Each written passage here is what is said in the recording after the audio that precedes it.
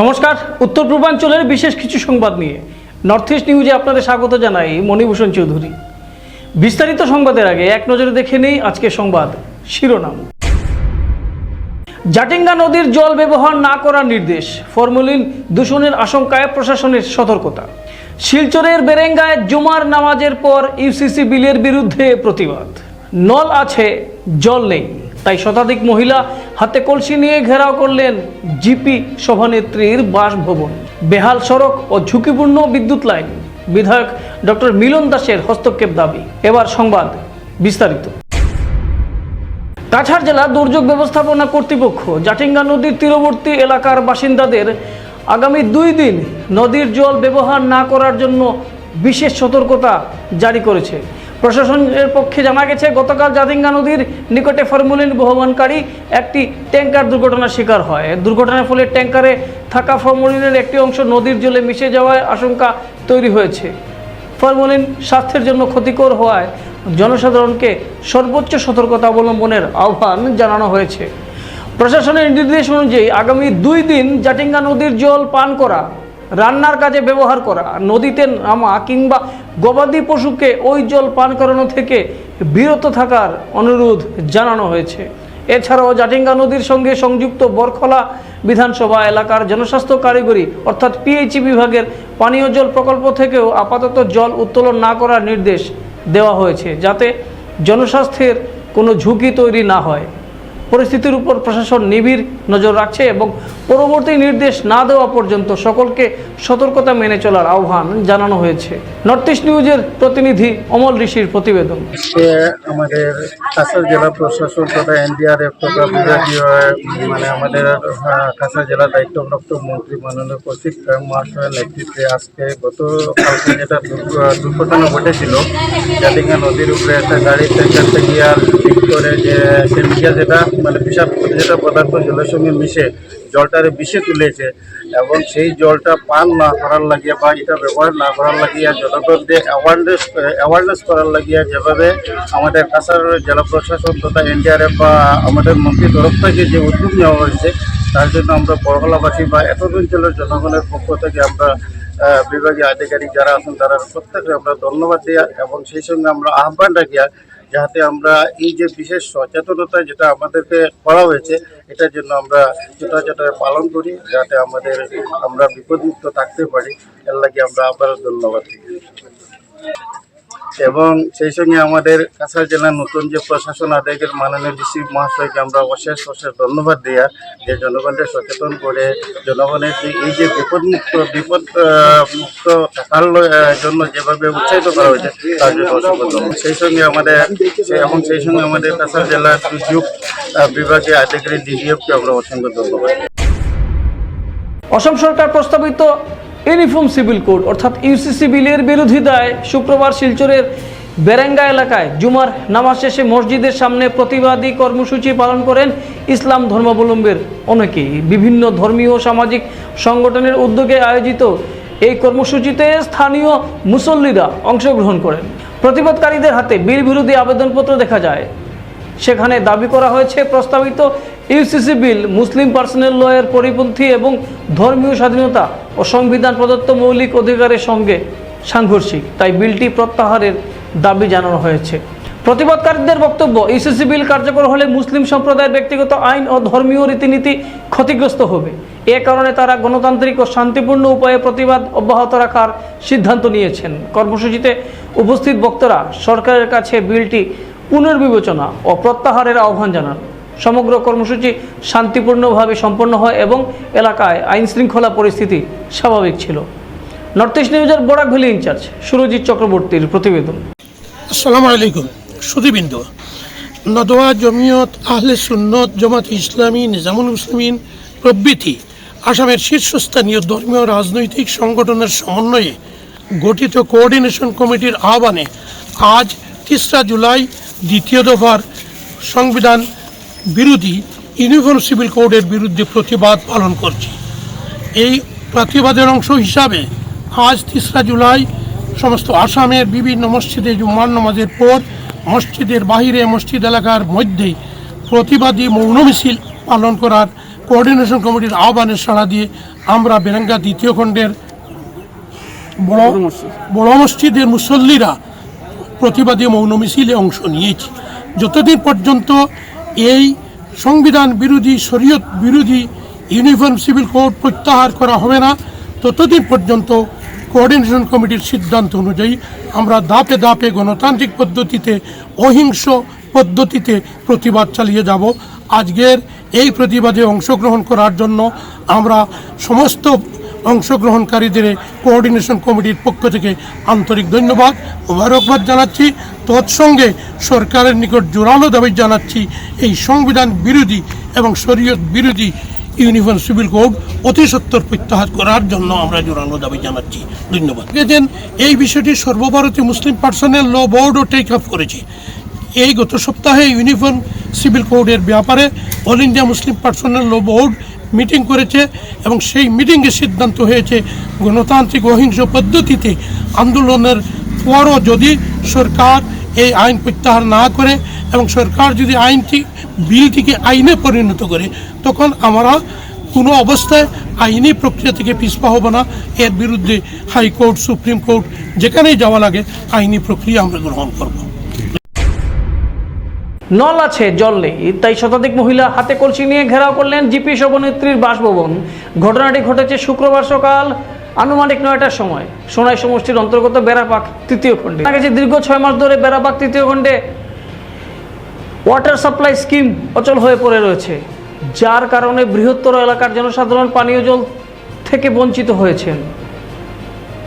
আজ প্রায় শতাধিক মহিলা ক্ষুব্ধ হয়ে হাতে কলসি নিয়ে নগদীর গ্রাম চাঁদপুর জিপি সভানেত্রীর বাসভবন ঘেরাও করেন। ক্ষুব্ধ মহিলারা জানান, পানীয় জলের মাসিক টাকা দেওয়ার পরও দীর্ঘ 6 মাস ধরে পানীয় জল থেকে বঞ্চিত রয়েছেন তারা। তাই তারা বাধ্য হয়ে গ্রাম পঞ্চায়েতের সভানেত্রীর বাড়ি ঘেরাও করতে বাধ্য হয়েছেন। আজকের এই প্রতিবাদী মিছিলে উপস্থিত ছিলেন শিবানী রানী নাথ, সাকারা বেগম লস্কর, সরস্বতী নাথ সহ অন্যান্যরা। নর্থ ইস্ট নিউজের বিশেষ প্রতিনিধি হিফজুর রহমান বরভুইয়ার প্রতিবেদন। 1 নম্বর সমস্যা হইল আমরা জল নাই, জল আমরা পাই না। বেড়াওয়া তারা মানে সব তুইছে পাইব সপ্তাহ, কিন্তু আমরা জল তো পাই না। প্রায় 2 বছর হয়ে যায়। আমরা বেজান করছি জায়গায় জায়গায় নিয়াও, বহুত জায়গা নিয়ে দিছি নিয়া, কিন্তু তারা মানে যাইব চেষ্টা করবো কইয়া তারা দেয় না। আবার জলের বিলের লাগে কই, আমরা জলের বিল দিছি না করি, আমরা বহুত কিছু মানে বেজ্জত করি আইছেন বাড়িতে। এখন আমরা দাবি হইলো আমরা জল লাগে। 6 মাস থেকে জল পাইয়ার না, জলের কষ্ট আমরা এখন খানাও যাইতাম জল খাইবার লাগি, আমরা পঞ্চায়েতের কাছে আইছি নালিশ করবার লাগি। এখন আমরা জল লাগে, আমরা কিরকম বাঁচতাম জল ছাড়া? কলস লইয়া আইছি এখন। আমার মেন সমস্যা তো জল পাই না আমরা তো প্রায় 6 মাস থেকে জল পাই আর না। এটা তো বেড়াবাগ পাত্রী। এরপরে থেকে জল দিলেও একটু সময় জল ছাড়িয়া, এরপর তো জল আমরা পাই না। এরপরে তো তারা কোন যে গিয়া জলের বিল দিবার লাগে, আমরা কইলাম জল তো পাই না, আমরা কিরকম বিল দিব? তারা কই না বিল দেওয়া লাগবো। আমরা কইছি না জল পাই না, আমরা কিরকম বিল দিব? এখন আমরা পঞ্চায়েতে তো আমরা জলের ব্যবস্থা করে দিতে লাগবো, এই মাত্র তো আমরা কামাইতো না, কারণ আমরা জলের অসুবিধা করি। আর এখন তারা দিকে চাইলে তো আমরা রইতো না, তারা গিয়ে আমরা কইবা জল পাইছো, এখন জলের বিল দেও, তো আমরা পাই আর না, আমরা কিরকম পাইলে তো 100 বার আমরা দিতাম না। কেন জলের বিল দিতে, যদি জল পাইতে তো আমরা জলের বিল দিতে আমরা বাধ্য আছি। দেখুন, পিএইচি তো জল দিবার মালিক আমি নাই, যদিও আমার মানে আজকে নদীগ্রাম সানপুর জিপির সভানেত্রী প্রতিনিধি আমি, আমার ওয়াইফ সভানেত্রী। আজকে দেখুন, এই আমার তো 9টা পিএইচি আছে আমার জিপিত, আমার নদীগ্রাম সানপুর জিপিত 9টা পিএইচি আছে, কিন্তু 8টা জিপিত আমি তো জল দিতাম পারি। আর ইকানো বলে তারা জল পাইতরা না, ঠিক আছে, তারা যেটা আমার কইছেন এটার কি কেলেঙ্কারি আছে, কি অসুবিধার কারণে তারা জল পাইতরা না, এটা আমি তারা ঠিক আছে, তারা আমার যেটা আজকে আমার বাড়িতে ঘেরাও করছেন, বা যেটা আমারে তারা আমারে সভানেত্রীর এবং আমারে তারা মানে ঘেরাও করছেন, এটার লাগি আমরা প্রশাসনের দৃষ্টি আকর্ষণ করছি। এবং মাননীয় মন্ত্রী, আমরা অভিভাবক কাছাড়ের অভিভাবক মন্ত্রী এবং মানে পানীয় জল বিভাগের মন্ত্রী আমার মাননীয় কৃষ্ণনন্দু পাল মহাশয়, আমি তারও দৃষ্টি আকর্ষণ করছি। আর পিএইচি ডিপার্টমেন্ট আমার বিভাগীয় যারা দায়িত্ব আছে, আমি তারারেও আমি অনুরোধ করি আর যে এটা কি কেলেঙ্কারি আছে এটা অতি সত্য দেখার লাগিয়া। হাইলাকান্দির 121 নম্বর বিধানসভা কেন্দ্রের মোহনপুর জিপির 5 নম্বর খণ্ড দাসপাড়ার বাসিন্দারা বেহাল সড়ক ও বিপজ্জনক বিদ্যুৎ ব্যবস্থার বিরুদ্ধে বিধায়ক ডক্টর মিলন দাসের হস্তক্ষেপ দাবি করেছেন। স্থানীয়দের অভিযোগ, স্বাধীনতার পর থেকে প্রধান সড়ক মেরামত না হওয়ায় বিভিন্ন জায়গায় 3 ফুট জল জমে চলাচল বন্ধ প্রায়। স্কুল, হাসপাতাল, বাজারে যেতে চরম দুর্ভোগ পোহাতে হচ্ছে তাদের। অ্যাম্বুলেন্স আটকে যাওয়ায় এক গর্ভবতী রাস্তাতেই সন্তান প্রসব করেন এবং চিকিৎসার অভাবে প্রাণহানিও ঘটেছে বলে সেখানে সংবাদ রয়েছে। বিদ্যুতের তার ঘরের উপর দিয়ে ঝুলছে, ট্রান্সফরমারে আগুন লাগার ঘটনাও ঘটছে। 30 থেকে 35 বছর ধরে উন্নয়নের প্রতিশ্রুতি মিললেও সমাধান হয়নি। মলয় দাস, অমিত দাস, গোপাল দেবসহ সহস্রাধিক গ্রামবাসী অবিলম্বে রাস্তা মেরামত, জল নিষ্কাশন ও বিদ্যুৎ সংযোগের স্থায়ী সমাধান চেয়েছেন। তারা আশাবাদী বিধায়ক দ্রুত পদক্ষেপ নেবেন। নর্থ ইস্ট নিউজের প্রতিনিধি অমল ঋষির প্রতিবেদন। আমাদের দাবি, আমাদের দাবি ডক্টর মিলন দাস, ডক্টর মিলন দাস, বিজেপি বিজেপি, ডক্টর মিলন দাস, নরেন্দ্র মোদী। আমরা ইয়ে চাই, রাস্তাটা একটু যদি সুন্দর হয়, আমরাও স্কুলে যাইতে সুবিধা পাইব, সঙ্গে বাচ্চারা পাইব। আর এখানে মানুষরা অনেক কষ্ট করে, যেমন গর্ভবতী মহিলা হঠাৎ করে কোনো প্রবলেম হইলে এখানে কোনো অ্যাম্বুলেন্স হয় না, কোনো হঠাৎ কোনো অসুস্থতা কেউ যদি হয়, কোনো গাড়ি ঘোড়ার কোনো এখানে আবার কোনো সম্ভাবনা নাই, কোনো মানে ইয়েও হয় না। হাটিয়া যাওয়া, একটু বৃষ্টি দিলেও তো জল হয়ে যায়, হাটিয়া যাইতেও মানুষের কষ্ট হয়। আমি মিলন দাস স্যার এটাই আবেদন করবো, তার দৃষ্টি আকর্ষণ হতো এই রাস্তার প্রতি। নমস্কার, আমি এই টাটি 5 পিএসের বুথ সভাপতি মলয় দাস। আমি একটাই অনুরোধ করছি, 121 হাইলাকান্দি এমএলএ মিলন দাদাকে আমি ইলেকশনের আগে সবাই ঘরে ঘরে গিয়ে বলেছিলাম যে যদি আমাদের মিলন দাদা যদি হাইলাকান্দি থেকে জিতে ডিসপুরে পাঠাতে পারি, তাহলে আমি এই রাস্তার কাজ আমি দাদার কাছ থেকে আমি আনবো, এই বলে আমি সবাইকে আমি ঘরে ঘরে গিয়ে ভোট খুঁজেছি। আর আমার বুথ কমিটিকে নিয়ে আমি এই রাস্তার প্রস্তুতি দিয়েছিলাম যে এই রাস্তা আমি যেভাবে হোক আমি দাদার কাছ থেকে বানাবো। আমি আমার মণ্ডল সভাপতি অশোক কুমার দাসকেও আমি আমার এই বিগত দিনের রাস্তার বেহাল আমি জানিয়ে রেখেছি, এবং আমাদের হাইলাকান্দি ডিস্ট্রিক্ট প্রেসিডেন্টকেও আমি আমার এই রাস্তার সব কিছু ডিটেলস আমি বলে রেখেছি। বিগত 20-25 বছর আগে থেকে আমাদের এই কোনো এমএলএ মন্ত্রী আমাদের এই 250-300 পরিবারের মানুষগুলাকে কোনো দিনও দেখেনি। আমরা স্বপ্নেই কোনো এমএলএ মন্ত্রীকে দেখেছি না। কিন্তু আমাদের এই রাস্তার ভিতরে 2টি প্রতিষ্ঠান আছে, একটি অঙ্গনাদি মডেল সেন্টার আছে, একটি আমার পাঠশালা স্কুল আছে, এখানে একটা মন্দির আছে, তবে একটা মসজিদ আছে। সব এই মসজিদেও বাচ্চাগুলো যাইতে পারে না, এবং স্কুলের মানে বাচ্চাগুলো স্কুলে যদি একটা বাচ্চা এই রাস্তার কিনারে ডুবিয়ে মারা যায়, তবে আমাদের মার কুল থেকে সন্তান হারাবে। এই বলে আমি আপনাকে অনুরোধ করছি যে আমার এই নগদ অবস্থায় আমাদের রাস্তার কাজটি যাতে শুরু করতে পারেন। ভারত মাতা কি জয়। ভারত মাতা কি। শুক্রবার এসইসিআই দলের শিলচর আঞ্চলিক কমিটি শহীদ ক্ষুদিরাম মূর্তির পাদদেশে বিক্ষোভ অবস্থান করেছেন। কর্মী সমর্থকরা বেহাল রাস্তাঘাট অবিলম্বে টেকসই মেরামত, কৃত্রিম বন্যার স্থায়ী সমাধান এবং সাময়িক প্যাচওয়ার্ক বাদ দিয়ে স্থায়ী পুনর্নির্মাণের দাবি জানিয়েছেন। দলের কাছাড় জেলা কমিটির সদস্য অধ্যাপক অজয় রায় ও শিলচর আঞ্চলিক কমিটির সম্পাদক দুলালী গাঙ্গুলি উল্লেখ করেন, আঞ্চলিক কমিটির উদ্যোগে গত 10 দিনে শহরের বিভিন্ন এলাকা থেকে 2000-এর বেশি স্বাক্ষর সংগ্রহ করা হয়েছে। ভাঙ্গা রাস্তা নির্মাণ ও কৃত্রিম বন্যার স্থায়ী সমাধান চেয়ে স্বাক্ষরিত স্মারকপত্র এদিন জেলা আয়ুক্তের মাধ্যমে মুখ্যমন্ত্রীর কাছে প্রেরণ করা হয়। স্মারকপত্র প্রেরণের সময় উপস্থিত ছিলেন কাছাড় জেলা কমিটির সুব্রত চন্দ্রনাথ, নকুল রঞ্জন পাল, দুলালী গাঙ্গুলি, দিলীপ নাথ, কুমুদ সিনহা ও খাদেজা বেগম লস্কর সহ অন্যান্যরা। নর্থ ইস্ট নিউজের বড়াইভ্যালি ইনচার্জ সুরজিৎ চক্রবর্তীর প্রতিবেদন।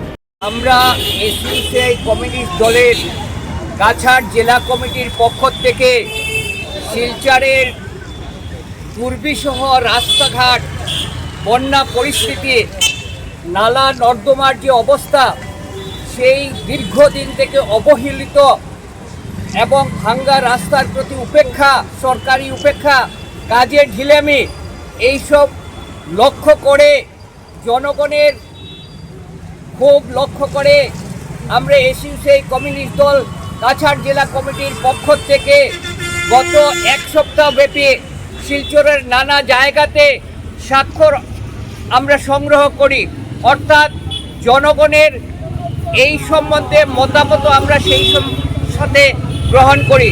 আমরা লক্ষ্য করি Ambikapatti, Rangirkhari, Madhurban, Vivekananda road, central road, যেসব জায়গাতে আমরা স্বাক্ষর নিয়েছি জনগণের, স্বতঃস্ফূর্তভাবে জনগণ দলমত নির্বিশেষে জনগণ সেখানে উপস্থিত হয়ে স্বাক্ষর দিয়েছেন এবং তারা বলছেন যে শিলচরের রাস্তাঘাটের জন্য সব একত্রিত হয়ে আন্দোলনটা করা দরকার।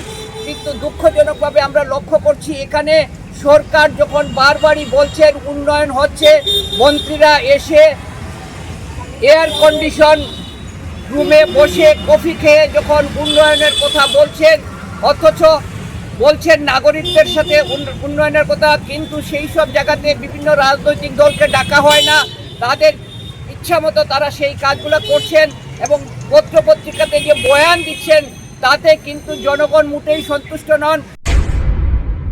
বুমরা সেতু বন্ধ থাকায় জেলা প্রশাসনের নির্দেশ অনুযায়ী কাশীবন হয়ে বিকল্প সরু গ্রামীণ সড়ক দিয়ে শুধুমাত্র নিত্য প্রয়োজনীয় সামগ্রীবাহী যানবাহন চলাচলের অনুমতি রয়েছে। কিন্তু বৃহস্পতিবার বিকেলে সেই রাস্তায় এক্সাইজ বিভাগের তত্ত্বাবধানে কয়েকটি মদ বোঝাই গাড়ি চলাচল করায় তীব্র বিতর্কের সৃষ্টি হয়েছে। গ্রামবাসীদের অভিযোগ, মদ নিত্য প্রয়োজনীয় সামগ্রীর মধ্যে পড়ে না। তাছাড়া ভারী গাড়ির চাপে সরু গ্রামীণ সড়কটি ক্ষতিগ্রস্ত হলে বিকল্প যোগাযোগ ব্যবস্থাও ভেঙে পড়বে। তাই স্থানীয়রা গাড়িগুলি আটকে দিয়ে সংশ্লিষ্ট আধিকারিকদের নির্দেশিকা দেখাতে বলেন। অভিযোগ, এক্সাইজ বিভাগের কর্মকর্তারা তাদের কাছে নির্দেশ রয়েছে বলে দাবি করলেও গ্রামবাসীদের সামনে কোনো লিখিত নির্দেশ দেখাতে পারেননি। পরে জোর করেই মদ বোঝাই 8টি গাড়ি ওই গ্রামীণ সড়ক দিয়ে নিয়ে যাওয়া হয় বলে অভিযোগ। নর্থ ইস্ট নিউজের বিশেষ প্রতিনিধি হিফজুর রহমান বরভুইয়ার প্রতিবেদন। সংবাদ শেষ করার আগে আরও একবার দেখে নেই আজকে সংবাদ শিরোনাম। জাটিঙ্গা নদীর জল ব্যবহার না করার নির্দেশ, ফরমালিন দূষণের আশঙ্কায় প্রশাসনের সতর্কতা। শিলচরের বেরেঙ্গায় জুমার নামাজের পর ইউসিসি বিলের বিরুদ্ধে প্রতিবাদ। নল আছে জল নেই, তাই শতাধিক মহিলা হাতে কলসি নিয়ে ঘেরাও করলেন জিপি সভানেত্রীর বাসভবন। বেহাল সড়ক ও ঝুঁকিপূর্ণ বিদ্যুৎ লাইন, বিধায়ক ডক্টর মিলন দাসের হস্তক্ষেপ দাবি। এসএসসি নেটওয়ার্কে নর্থ ইস্ট মিডিয়ায় প্রতিনিয়ত বিভিন্ন সংবাদ, সঙ্গীত, নৃত্য, আসন, ক্রীড়া, চলচ্চিত্র, বিনোদনমূলক বিভিন্ন বিষয় প্রচারিত হয়ে থাকে। তাই সদা সর্বদা ভারতের উত্তর পূর্বাঞ্চলের পাশাপাশি অন্যান্য স্থানের বিশেষ কিছু খবরের জন্য দেখতে থাকুন নর্থ ইস্ট নিউজ। ধন্যবাদ।